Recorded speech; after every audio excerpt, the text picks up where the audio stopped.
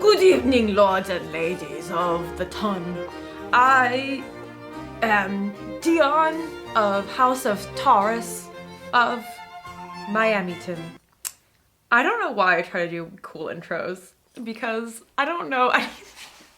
Hi friends, welcome back to my channel. If you're new here, my name is Dion, and today we are doing a style analysis video on RegencyCore. This video was definitely requested by those on my community tab. I always ask you guys to vote on what you want to see next, and this was like definitely up there. And in honor of me getting my birthday dress in, my birthday's April 26th, by the way, I was like, let's film it. Let's go for it.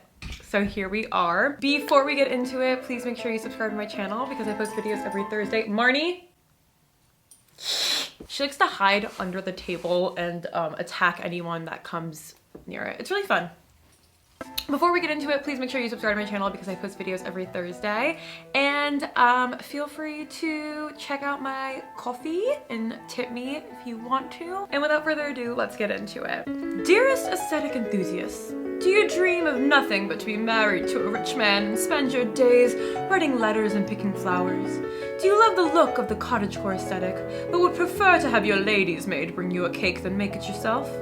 Well then, don your puff-sleeve dress and corset and come to the RegencyCore ball, where you are free to take as many historical liberties as you like. Romanticize the idea of arranged marriages and limited rights for women as we dance the waltz in a fabulous gown. Surrender to society as their opinion will make or break you.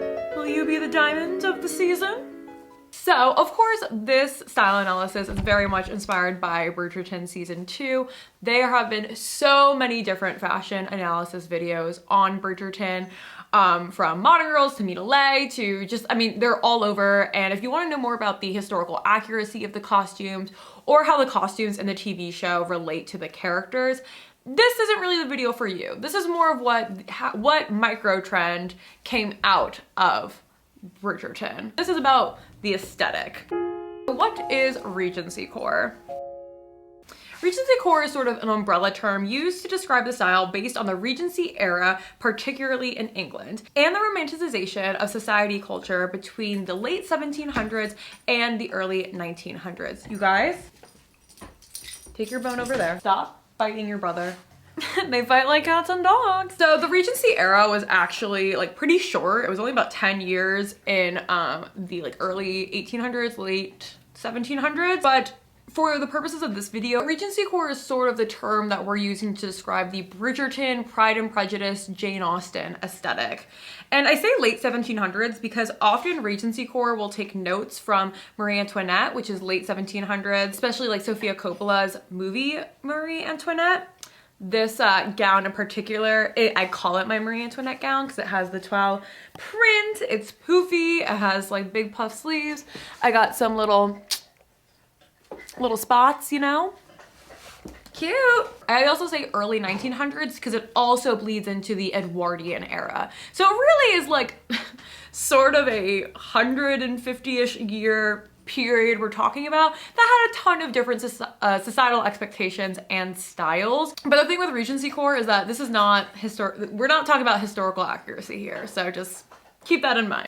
RegencyCore came to the forefront on the heels of cottagecore and the Netflix show Bridgerton. Pride and Prejudice has been sort of a fashion icon movie for a while, but with the rise of cottagecore at the beginning of the pandemic in March of 2020, more and more people were going for corsets, puff sleeve dresses, long gowns, etc. At the beginning of the pandemic, people were yearning for slow living, farm life, escapism, and they started to adopt the cottagecore aesthetic. RegencyCore is sort of the more opulent version of cottagecore. It's sort of the response to cottagecore. For the beginning of the pandemic, we were in our homes baking bread, writing letters, and picking flowers.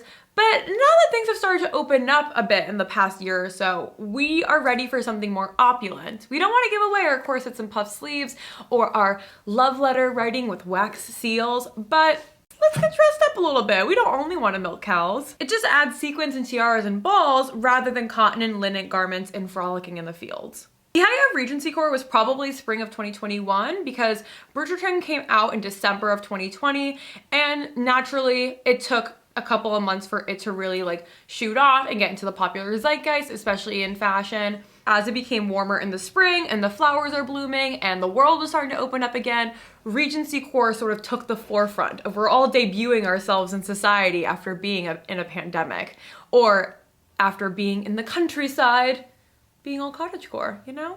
It's a natural progression from cottagecore when we were all locked in at home and started to break bread. Now as the world has been opening up, we want to feel more opulent, go to dances, balls, brunches. We left the countryside and are now ready for society season. It's not as opulent as royaltycore or princesscore, which is even like the next step from RegencyCore, but it's not as casual as cottagecore. And I don't know why every style nowadays is just blank core. So who's the RegencyCore person?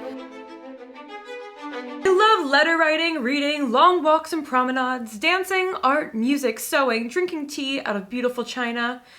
They might work at the modiste or perfumier, but they're usually a wife or a debutante. The color palette is whatever you want it to be. You could pick a signature color or change it up. Bridgerton showcases a lot of different colors, but the Regency aesthetic as a whole tends to focus on more spring florals and a lot of like whites and creams. JJ, I need you to hump your pillow over there. In terms of icons of the aesthetic, unlike other aesthetics that we've covered, the RegencyCore aesthetic is sort of based in fiction. So we're talking about Elizabeth Bennet from the 2005 movie of Pride and Prejudice, Daphne Bridgerton and Kate Sharma from Bridgerton, Emma Woodhouse from Emma with Anya Taylor-Joy. This aesthetic is all about fantasy and escapism, so it's not like there's actual princes and princesses we're modeling ourselves after. I will say some influencers that I think could help you out like in the aesthetic and that are really inspiring of this aesthetic would include Enchanted Noir, Darling Desi, and Natty Life, who tend to lean more cottagecore, but you can still find some RegencyCore aspects in their profiles. The Nikki Rose, The Life of TNN, Crystal Bick, Chateau Barefoot, Queen Estrella are also some examples of influencers who have the RegencyCore aesthetic. Designers include Silky, Simone Rocha, Meow, Kristen Mallison, Gret Moeller, Cecil Bunsen, Alighieri, Son de Flor, but you can find Regency influences and all over the runway. Wow, why do all the RegencyCore designers have to have such complicated names that I can't say? Some tenets of the aesthetic include corsets, which may not be super historically accurate. Typically, during the Regency era, they used more stays, and because everything was an empire waist, it wasn't about cinching your hourglass figure. But corsets are still really prevalent in the RegencyCore style. If you hear jingling in the background, it's just my dog humping his pillow. I don't know. Other tenets of the RegencyCore aesthetic include puff sleeves, ankle or knee-length dresses, petticoats, slips, and other undergarments, pearl jewelry, opulent necklaces, cameo necklaces specifically. Bonus points if all the accessories match your dress. Gloves, short or long, ribbons in your hair, hair curls or up in elaborate buns. Bows, ruffles, tulle, embroidery, silks, and satins are always encouraged in the RegencyCore aesthetic. You have to think that in the actual Regency era, there were modistes, people who are taking precious fabrics and really creating art with their garments. And so when you're looking for stuff that is Regency style for your RegencyCore aesthetic, you want to think of like someone hand making, tailoring this to your body, and you keep it forever sort of thing. In terms of makeup, nice and clean and simple, no bronzer, a pop of blush, a light lip color, light mascara, and like natural looking skin. Is RegencyCore the most inclusive aesthetic? Well, I gotta say, I've done a few style analysis videos now, and something that I always say is that I want to make sure the examples that I use are diverse so everyone can see themselves in the aesthetic. You guys have heard this spiel before. But with RegencyCore, for the first time ever, I didn't have to type in RegencyCore plus size, RegencyCore like dark skin, RegencyCore Latina. Like I didn't have to, I could just, in the Regency, when I typed in RegencyCore on TikTok and on Pinterest, diverse representation just came up. Round of applause. It's the bare minimum.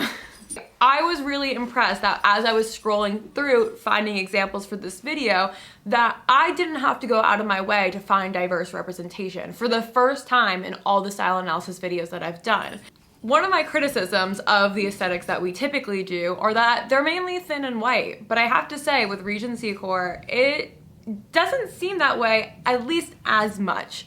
Plus size representation and diverse representation comes pretty naturally to RegencyCore because it's based in fantasy and a romanticization of a time period. RegencyCore got a reputation for glamorizing a time where there was mass wealth inequality, no social mobility, no women's rights, and it's all rich white people that are probably married to their third cousin.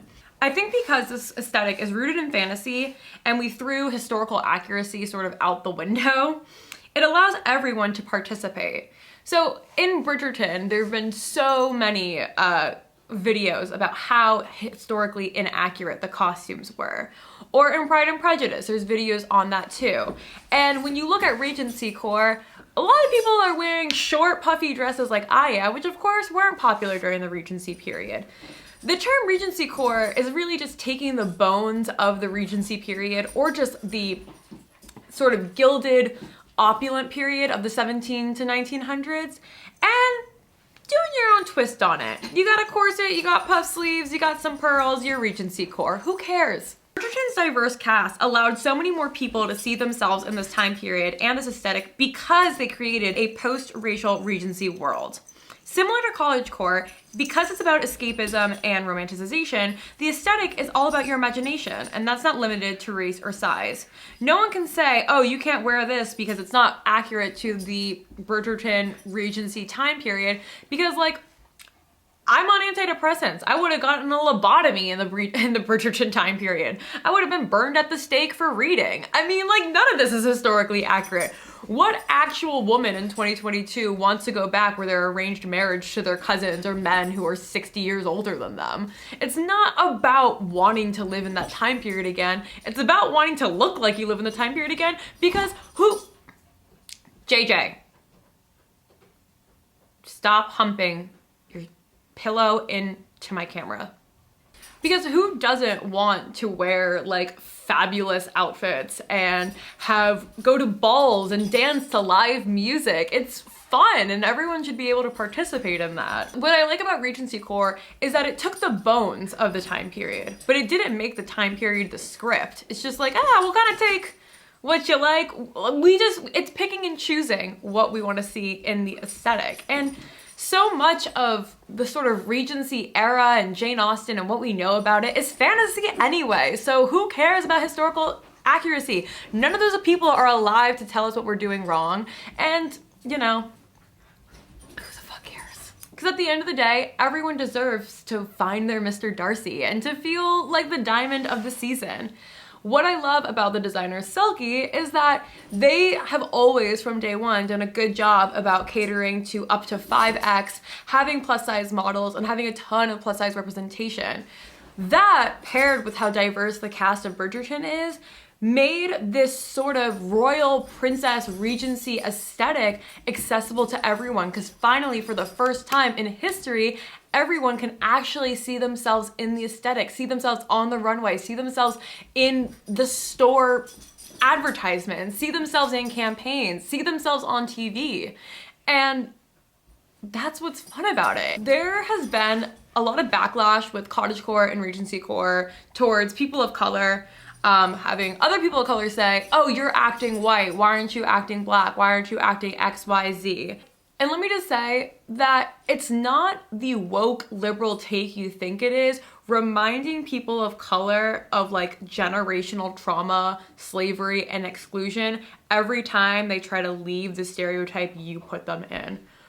Why do you care if a plus size black woman dresses in the Regency era? Like, let people exist. They're not, and to insinuate that somebody is acting white is saying that there's only one way to act black, or there's only one way to act Latina, or whatever. When that is just your All right, this bun is weirding me out. My pets are annoying me. not only is this like really insensitive to be like, you're acting white, but it's just like not necessary. So much of this aesthetic is costumey. So this idea that there's a rigid type to this aesthetic, that you can only be this size and look like this, is just so like not what it's about. Like, it sprung from Bridgerton and designers like Silky, who invited everyone to see themselves in these opulent royal aesthetics. So who the fuck are you to say that it's only for white people? Also, we should allow people of color and plus size folks and feminists and women take back the white patriarchal society of the Regency era and make it into something that is actually inclusive and that they like. Like, it's about sort of taking back this era of a lot of oppression. This is sort of a side note, but I remember being in Paris and being in the, what was it called? Like a square, essentially, that was only for the royals and the elites of Paris, and no one else was allowed to be there. And I remember when I was in Paris, seeing this little cute, like, mom was black, dad was white, like, baby in, like, playing in the fountain nude, and seeing, like, fat Americans walking around in their Crocs, and seeing just all different types of people reading, smoking, and thinking like, you see that, elites of Paris? You see how you tried to exclude people all those years? Well, look what happened. Like, we are all in your elitist square and you can't do anything about it. And I love that. For me, that was proof that like the French Revolution worked. You know what I mean? Because it was like so elitist, so much wealth inequality. And now the same thing that used to exclude so many people is now a park for everyone to enjoy. And that's how I feel sort of about RegencyCore. This Regency Edwardian Marie Antoinette era that was so oppressive and misogynistic and racist and classist and just so many horrible things. It's like we're taking it back and we are inserting feminism, diversity, inclusion, everything into the aesthetic as sort of a middle finger to all the people that used to exclude people from this aesthetic. I'm reading a book called Dress Codes, and so much of it is about sartorial laws, basically fashion laws. Certain people couldn't wear this color or this style or this thing. And so when there were those strict fashion laws that were barring and excluding people from wearing certain garments, wearing that garment is like an act of their resistance. And it's also an act of like, see, like, it didn't work. Like, the people will prevail. And I don't know. That was, did I make any sense there? The point is, RegencyCore, Royal Core, all of that is an opportunity for everyone that was excluded from the aesthetic during the actual historical time period, excluded from that society. And it's allowing them to take back that look, that aesthetic, that time period, and insert themselves in it anyway. And I think that's badass. All right. I know you guys are very tired of this. You're like, I just wanted to know how to thrift a puff sleeve dress, Dion. Did not need to learn about your trip to Paris. We're gonna talk about how to get the look. You guys are ready for the Regency vibe? You see me, you see my messy hair, how good I look. You're like, let's get it. I would say to start out, having some sort of corset, waist corset, something like an underbust corset, etc., and a garment with puff sleeves or a high frilly collar. I honestly feel like that makes you halfway there. RegencyCore is about being delicate, desirable, intriguing. You're trying to attract a prince. Think of exposing the collarbone, the wrist, behind the ear, anything to entice your man. Clean, fresh looks and fresh floral perfume will always make you feel like a princess. I think it would be cool to learn how to do fun braids or updos, just because that was so much more popular than having your hair down during that period. I can do some things, I just didn't feel like doing it today. Or just doing simple loose waves in like a ribbon, but I feel like curled hair tends to be very popular just among the aesthetic in general, having that big princess hair or whatever. Hot rollers or even robe curls are really awesome if you want to like do that. I do robe curls all the time. Adding pearl details, dainty chokers, frilly collars, gloves, matching jackets will complete your look to kind of get you to that Regency level, because when you just start out with puff sleeves and a corset or a high frilly collar and a corset, it could go cottagecore or RegencyCore. And I think the difference is the opulence level. So are you wearing it with a linen maxi skirt or a silk maxi skirt? Are you wearing it with heels and jewels or with sandals and a straw hat? So once you have the base of like a puff sleeve, some sort of corset or some sort of frilly collar top, from there, you gotta pick, are you going to the country or are you going to society? You can go modern with short and tight silhouettes, or you can go more traditional, covering up more. There's kind of both sides to the RegencyCore aesthetic. You can really, what I like about it is that you can pick and choose of what you wanna do. To really get into the vibe, start by like writing some letters, reading Jane Austen, just feel the fantasy. I recently got really beautiful stationery, really beautiful envelopes. I have a wax seal, and I love writing letters to people with all of that. When you are looking to shop for the RegencyCore aesthetic, and as always, I give you tips on how to shop secondhand only, because I only shop secondhand and it's important. Depop is awesome for this. If you type in things like cottagecore, RegencyCore, royalcore, Bridgerton, you will find so many things. There are so many corsets, so many, and you can kind of go super traditional with it or super modern with it. Here, there's, I forget the name off the top of my head, but I'll put it here. She makes custom corsets. It's a Black designer, so definitely go support her. Etsy is amazing for period pieces. Sometimes Etsy isn't secondhand, it's more handmade, but I do think supporting a local business and getting a handmade garment custom to you is really awesome. I got an undervest corset from this Etsy account called The Royal Tailor, which is a Ukrainian like mom and pop business. And you pick out the ribbons, the inside color, the outside pattern, you put in your measurements. And so the corset is completely tailored to you and your measurements. And I had some sort of discount code because it was like Black Friday or something, but it was about 50 bucks, and it is just, it's so beautiful and it's tailored just to me. So you can get secondhand, those like Amazon corsets that are everywhere, or just secondhand corsets in general, because a lot of people have sort of tried and ditched the aesthetic. But if you are someone like me who really loves cottagecore and RegencyCore aesthetics, I would say those are the two things that are most aligned with my personal style. Investing in a corset, I just couldn't recommend enough. So Etsy is absolutely awesome. There are actually a lot of handmade puff dresses like this on Etsy. Definitely make sure, like, try to look, because a lot of things on Etsy are drop ship, meaning that they're taken from like AliExpress or other drop shipping companies that are unethical, unsustainable, and then people just sell it on Etsy. So definitely make sure that it either is vintage or handmade if you want to invest in certain pieces. But if you just want to shop it secondhand and maybe aren't super ready to fully invest, Depop, using those tags of RegencyCore, Bridgerton, etc., you'll be able to find a lot of things on Depop. That's a good platform to find niche aesthetics. I would also say Selkie, the designer, has a lot of buy and sell pages on Facebook. That's where I actually got this dress secondhand. So it's basically people who have bought Selkie dresses, and it's like for Selkie lovers, and they'll buy and sell there or trade or whatever. And different, like, I know there's like a For Love and Lemons one, there's a Spell and the Gypsy one, there's a lot of different like buy and sell groups on Facebook for brands like Selkie, Son de Fleur, and other pricier brands.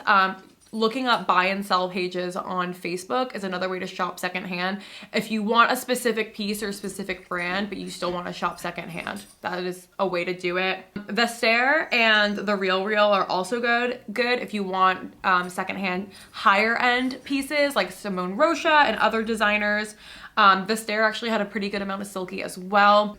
I would say I would avoid Poshmark and ThredUp just because they're not as good with, like, if you type in Bridgerton or Regency, ThredUp definitely not. Poshmark might help you out a little bit, but I would say Depop, it would be the best to find affordable RegencyCore style garments. When you are out in the thrift store, look out for things like puff sleeves, corsets. I've actually seen a lot of corsets in the thrift store lately. Things that have like lace up details, maxi skirts and dresses, things with high frilly collars, the Danish collar, a Peter Pan collar, stuff like that. Very similar to some of the basics that we talked about in Coquette, with high frilly collars, lots of pinks, etc. You can really kind of sell the fantasy. You just want to make sure that you don't go too cottagecore. And again, cottagecore keeps it simple. RegencyCore makes it regal. So you can have the same outfit and change the vibe just depending on your accessories. So when you want to go RegencyCore, take that long dress or long skirt, take that puff sleeved or frilly collared thing, take the corset, but then add in chokers and gloves, rings, necklaces, that type of thing to steer it towards the more RegencyCore area of things and less cottagecore. Alrighty friends, I think that's gonna conclude today's video. I really hope you enjoyed it. I really love this aesthetic. It's probably, cottagecore is definitely my favorite aesthetic, and then I would say underneath that would be like RegencyCore. I just think it's so fun, and I love feeling like a princess, and so I really hope you enjoyed this. If you did, please give this video a thumbs up. It really helps out my channel, and feel free to subscribe because I post videos every Thursday. I also post content on TikTok and Instagram almost every single day, so make sure you check out those profiles as well, and leave a comment down below what aesthetic I should cover next. And with that, have a happy day. Goodbye.